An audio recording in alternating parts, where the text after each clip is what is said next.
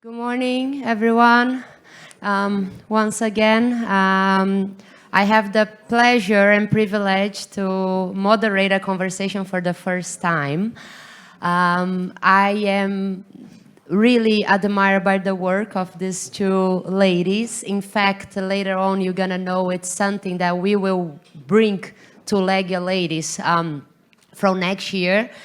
It is a topic close to my heart. I'm not going to say too much because I need to give the round to the experts here. Just want to say really thank you, Marius, for changing the panels and putting us after doctor, because it's a perfect transition to what we're going to talk today. A lot of was being said about preventing injuries and how much it costs to a club to lose players that you pay a lot of money and they sit on the bench if they have an injury. But today we're going to talk about those players that you pay a lot of money or you're trying to develop them in grassroots and they sit on the bench because they have poor mental performance. So we're going to treat today in this conversation what is in here or in here, sometimes because the sport is really emotional and mental, rather than focusing strictly on the physical side. So allow me to introduce my dear friends, I can call now. We have in here with us my dear professor at the Women in Football European Club Association program. Monique Choudhuri is an expert in leadership, people, performance, and culture. She's the managing director of Versify Consulting and has served as a non-executive director at Brentford FC, where she championed diversity and well-being, something that was also spoken on the previous panel. Today, she sits on the boards of Women in Football and MAS and lectures on leadership and emotional intelligence for the Sporting Director's degree at the PFA, as well on performance and board governance for Premier League academies. As I said, no questioning in here about your personality. I privately add into this introduction that it was a pleasure being your student and being mentor about you, and I learned a lot about emotional intelligence. So, also we have in here our dear Portuguese that is a Brazilian. She's not Portuguese, and she needs to understand that. Ms. Anna Lameiras is a mindset and performance coach. She's also a mentor and lecturer at the Professional Football Association. She's an associate consultant for MAS and a doctoral researcher at the University of Birmingham and part of their athlete research lab, combining research with practice to help athletes build resilience and confidence. So we have a lot in here. Sorry that I had to read, but you know, I wouldn't be, maybe if I use math before, I would be able to remember everything. Therefore, ladies, the floor is yours. I let you bring in first the concept. What are we talking about today? What is math? So MAS is a platform for athletes to, I suppose our vision is really important here. And the vision is really to revolutionize the way that athletes understand their mental performance, their decision making, so that when they are in flow, on the pitch, in training, they are better able to make decision making because they understand what's going on in their head. They understand how that affects their performance, both physically, the effort they put in, the quality of what they do, but also how they're mentally prepared to roll out a task when they start training and when they start playing. So it's important to say that we don't only work with footballers. We work in a number of areas. We've worked with Olympic athletes. We've worked with championship athletes across handball and hockey and badminton and golf and climbing, because the tool is universal. It can support everybody. And millions is spent over the year on physical fitness, around urine analysis, you know, around breathing and sleep. And probably arguably, sleep is probably one of the main things that we need to understand, because if you don't get enough sleep, you do know that you don't perform at your best. But the mental skills are absolutely the missing link. It's the human element of the stuff that the body does. It's how do mental skills affect the body in terms of making the right choices. So whether that's the self-talk that you have, whether that's what you put your attention on. I mean, you will know from football, we talk a lot about greenfield activities and redfield activities. And it's what you can control and what you can influence. But it's about also having small micro goals and micro tasks that you can focus on. So when the brain is automatically doing all the stuff it's been drilled in for years, it can say, this is the thing I want to work on, and I'm going to work on this repeatedly until this becomes something that's embedded in my own system. Well, if I can add in here my own experience, as I said yesterday, when I got inserted into senior football, I was a 14-year-old girl. In Brazil, we didn't have under 18, 16 or 17, so you're 14, you play well, good luck, go play with the ladies that are 35, 32. Our goals on the pitch were extremely different, but at that time, I didn't realize that was a problem. I was just competing for the place with 35 mature women, experienced women. I would get extremely frustrated with my results.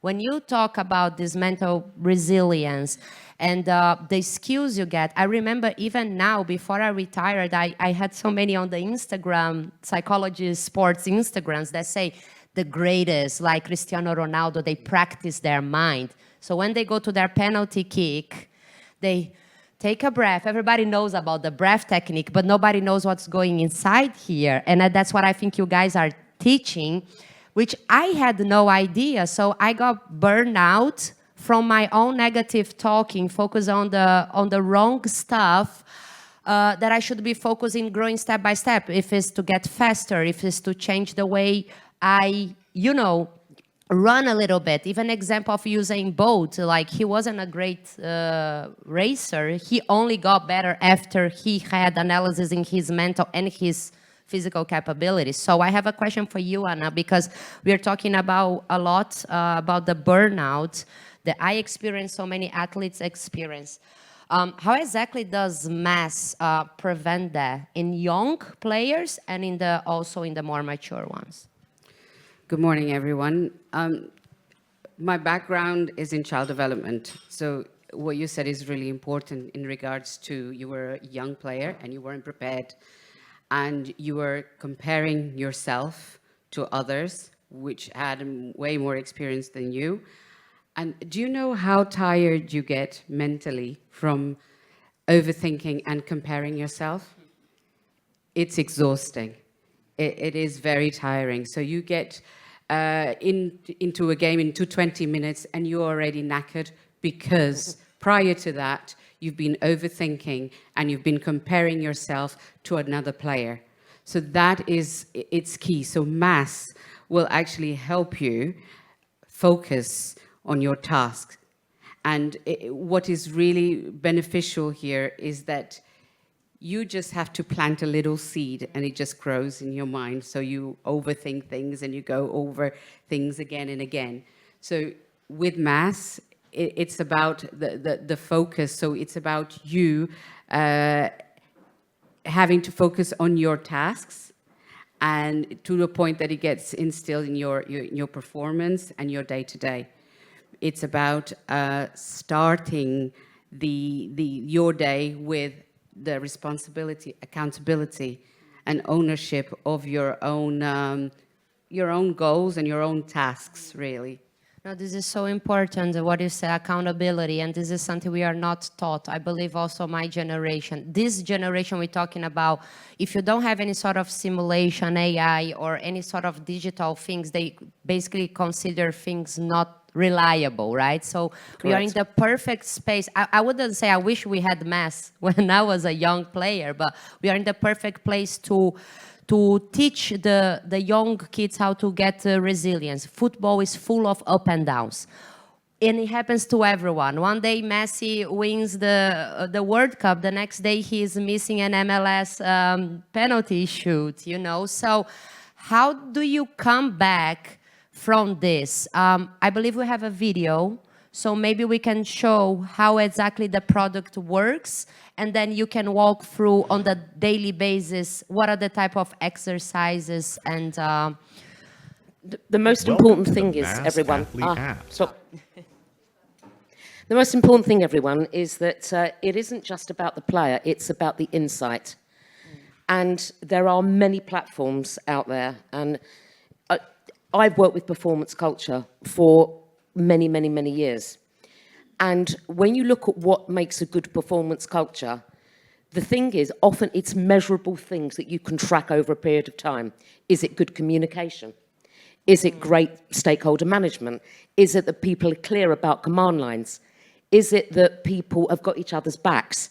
Is it that they are focused on the same goals? Is it that they understand the strategy and what their part of the strategy is? So in high performance teams, we are using data and evidence to measure those high performing cultures. So for us, where mass gives the edge, and I think before we show you the video, I think where mass gives the edge and where I got attracted to being part of this was that I loved the fact that it's a 3-line tool. There is the athlete, there is the person that helps them make sense of the information. So they're not just putting in their tasks that they're working with, they're getting data lines out of those tasks. And you could ask yourself, this is subjective, isn't it? You know, it's only what the athlete thinks about themselves, but you can't lie, you can't kid a kidder. You know, if somebody rates themselves highly, but their evidence on the pitch is they're not doing well, you can't fool that. So the whole point of this is, it's about getting those insights and then having a coach or a psychologist or a performance person to work with that player to interpret that data and then use that as an informant of where they go next. Ask them questions. So when you were low mentally, or when you were, you know, your self-talk wasn't as great, or when you didn't get the amount of first touches, or you didn't hit with your laces, or you didn't use your standing leg right, yeah? What can we do differently? How can we do differently? Can you notice what's happening? So what it takes is a real commitment from an athlete in order to know, this is the data I'm presented, what can I do with this to inform how I improve and get better? And you've heard the term marginal gains, you've heard it all over sport, but it's all about marginal gains. It's about incremental things that give the percentage performance edge. Don't ask me what percentage, because it's different for each person. But if you've got that performance edge, you will feel better about yourself, you will feel better about your performance, you'll feel better about your resilience, your stability, and your robustness. Yeah. And it's really important to note that this is a 3-line tool.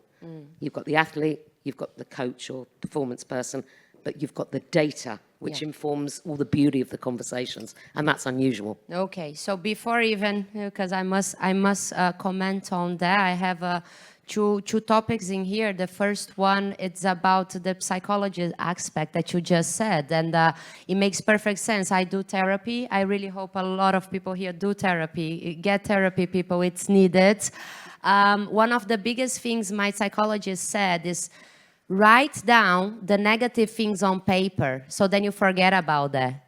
And when you told about this specific feature, I think about the athletes. Once you say, I did a bad touch, I need to work on that, it's almost like you're getting out of your brain, you're putting on paper or on the platform, and you can forget about that because somehow your brain interprets it's been taken care of. Yeah. Of course, later you need to have the compromise to use the tool, but it's just already a way of, you know, presenting it. Okay, so let's go ahead with video, and then I have a question for Anna. Welcome to the Mass Athlete app, the ultimate tool to optimize your training and mental performance. When you open the app, you'll see your tasks right on the home screen. Here, you can select exactly what you want to work on. Once a task is activated, a ready icon appears, letting you know it's set. Simply tap Go to Start to begin.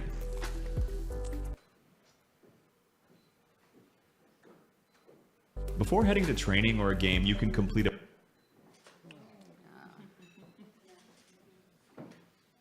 pre-programming process. This allows you to assess both your mental and physical readiness. Once registered, you put your phone away, and it's time to focus on your performance on the field. After training or a game,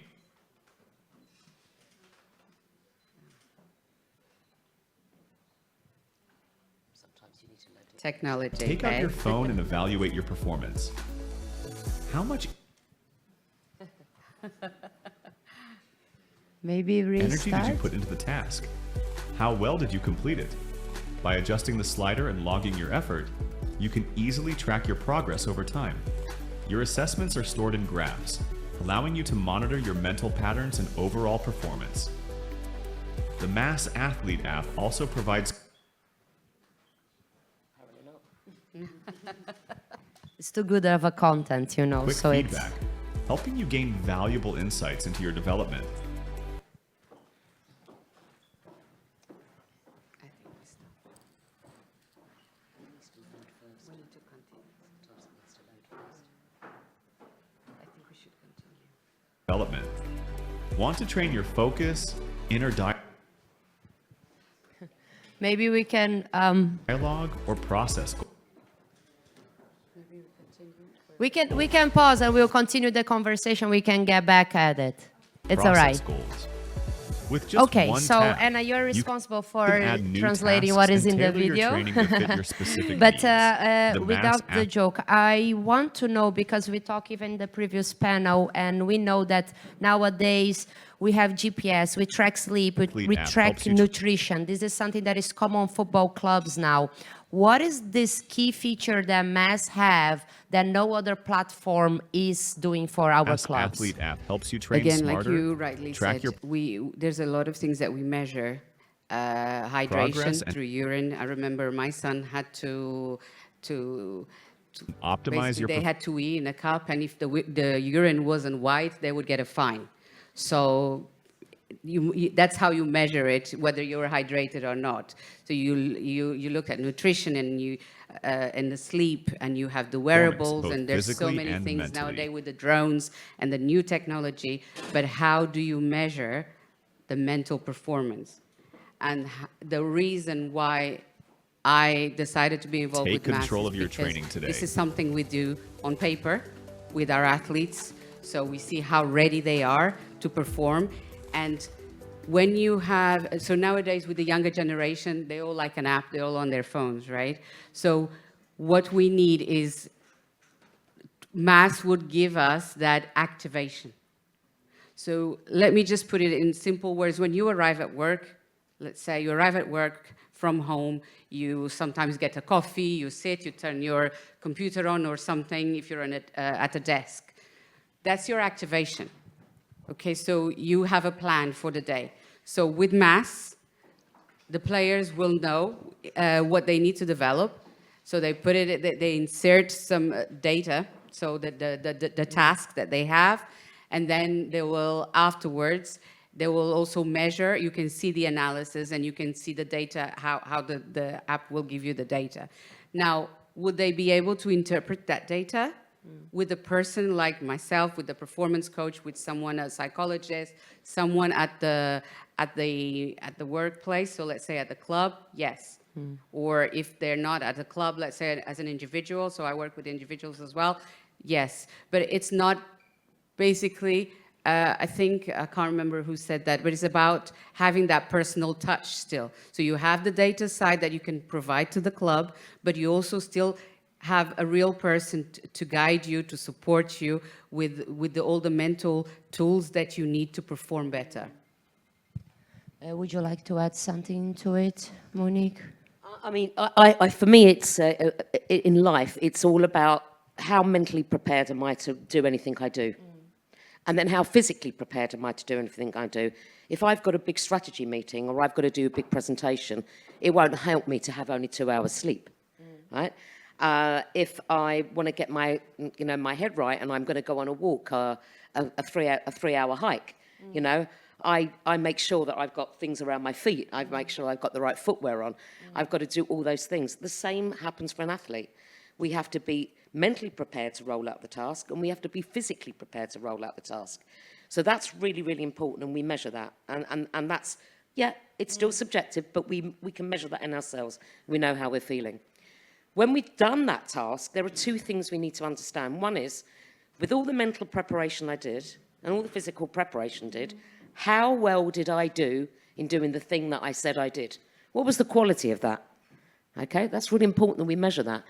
And how much effort did I take in my brain to bring this to my mind so I would focus on that right thing when I'm actually out in the field of play?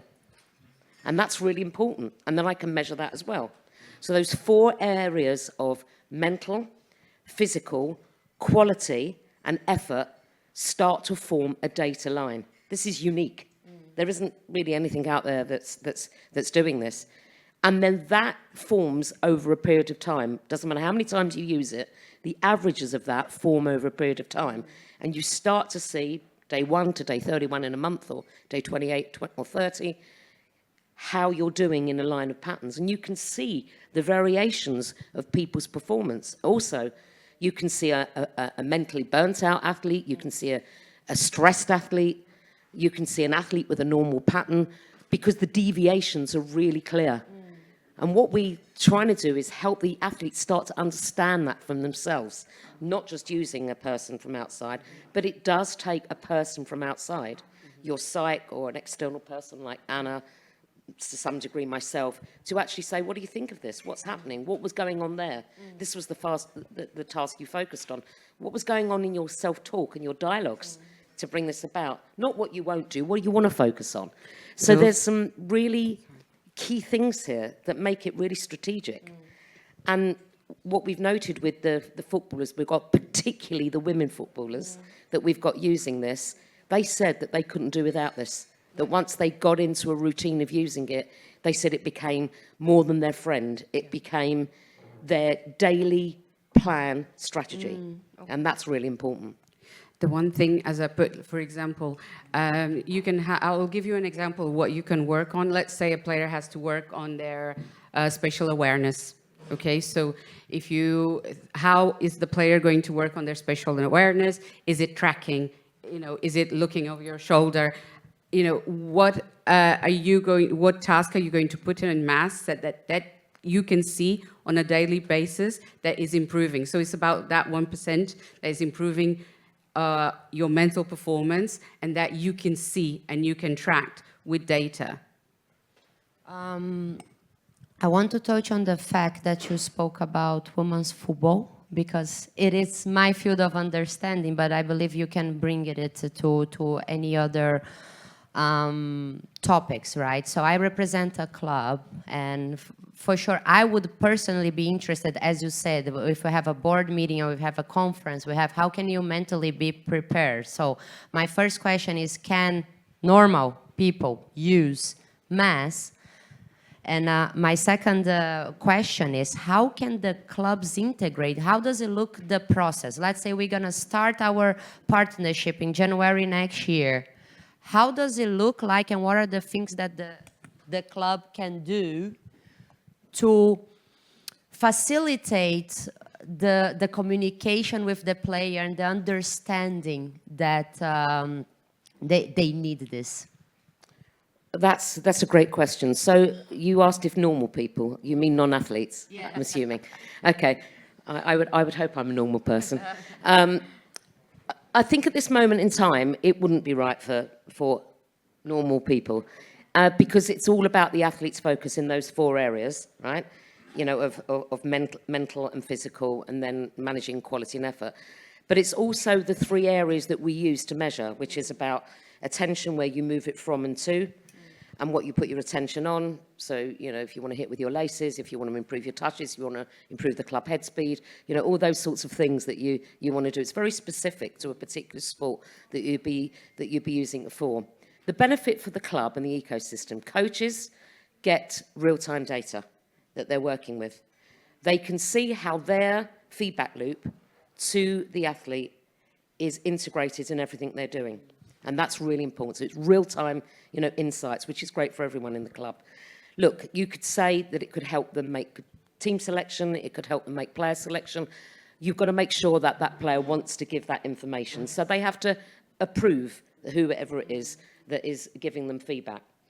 It gives you a good performance ecosystem within the club. So for the whole ecosystem, the whole club's engaged in how do we get better. And it's about, I think it was James who was here yesterday. I don't know if James is here today, from the academy.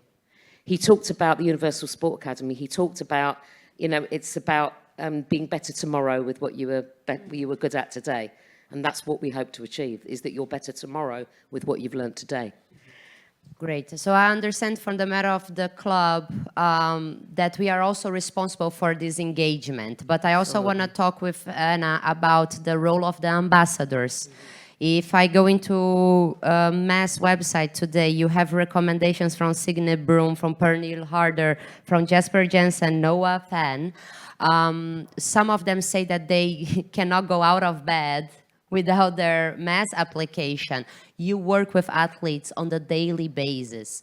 What do you think is the role of an athlete as ambassador of the brand and also for its peers as an influence? So again, we have ideally, we would have someone who could talk about how important this is, because not many people do. A lot of the times it's still as a stigma. You know, they think that we talk about MAS mental training app and they're thinking, oh, mental health. This is not a mental health app. This is a mental performance app that will help you with your performance. That improves your well-being and your mental well-being, but this is not a mental health app.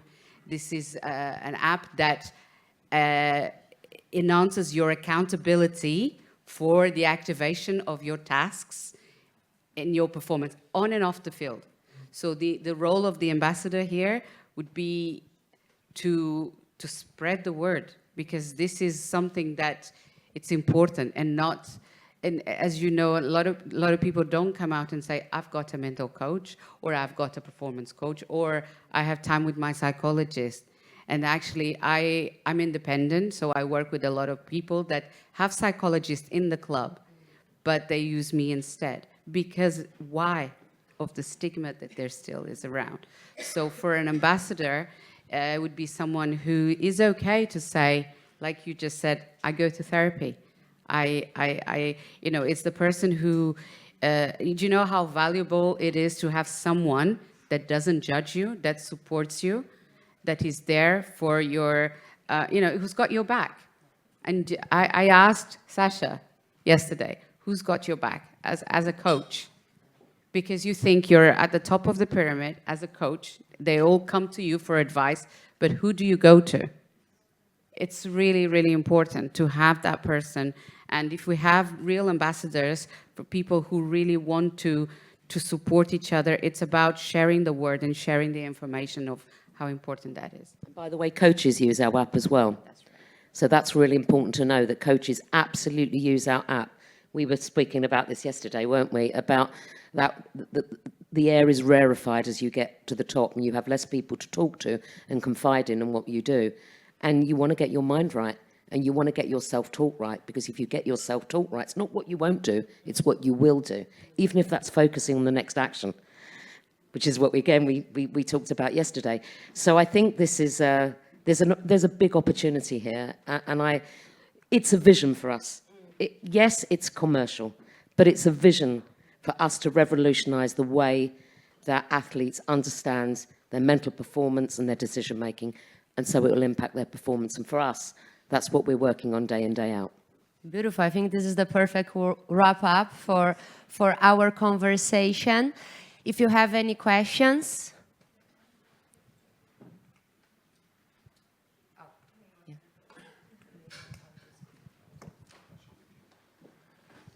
I was just going to add to what they were talking about there. So we know that you're 43% more likely to suffer an injury if mentally your head's not in the game. And I've worked with Usain Bolt's coach. So we did a project in Jamaica called Elevate the Game. So we've done that with several countries. And in working with his coach, I mean, Usain wasn't doing fantastically the first few years. It was when he got his head in the game that things changed.